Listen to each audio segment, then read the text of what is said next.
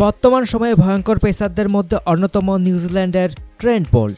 তার সম্পর্কে গত নিউজিল্যান্ড সফরে বেশ বাজে অভিজ্ঞতাই হয়েছে টাইগারদের, কিন্তু আশ্চর্যজনকভাবে এই বোলারকে এবার ছেড়ে দেয় সানরাইজার্স হায়দ্রাবাদ।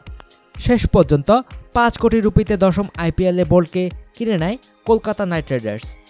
গত নবম আসরে প্রথমবারের মতো আইপিএল খেলতে যান কাটার মাস্টার মুস্তাফিজুর রহমান। তার জাদুকরি কাটারে মুগ্ধ হয় সবাই। হায়দ্রাবাদের নয়নের মণি হয়ে ওঠেন দাফিজ। দলপতি ওয়ার্নার তো বন্ধুর আসনে বসিয়ে দেন তাকে। সবাইকে চমকে দিয়ে চ্যাম্পিয়ন হয় হায়দ্রাবাদ। সেরা উদীয়মান ক্রিকেটারের পুরস্কার জিতে নেন মুস্তাফিজুর রহমান। এই রত্নকে হাতছাড়া করার মতো বোকামি করেনি হায়দ্রাবাদ, রেখে দিয়েছে, কিন্তু ছেড়ে দিয়েছে বোল্টকে। মুস্তাফিজের জন্যই এই বোল্ট একাদশে ঠাঁই পেতেন না, যখন শিরোপার লড়াই হায়দ্রাবাদকে কেউ গণাতেই ধরেনি।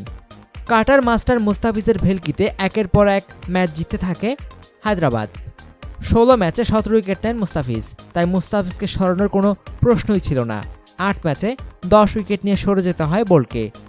আইপিএলের দশম আসরে এসে ট্রেন্ট বোল্টের স্থান হলো সাকিব আল হাসানের দল কলকাতা নাইট রাইডার্সে। এই জন্য মুম্বাই ইন্ডিয়ান্সের সঙ্গে বেশ লড়াই করতে হয়েছে নাইট রাইডার্সকে।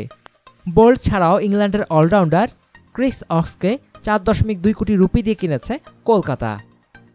অনুগ্রহপূর্বক সংবাদটি শেয়ার করুন এবং খেলাধুলার সর্বশেষ খবর জানতে স্পোর্টস লাইট সাবস্ক্রাইব করে রাখুন। ধন্যবাদ।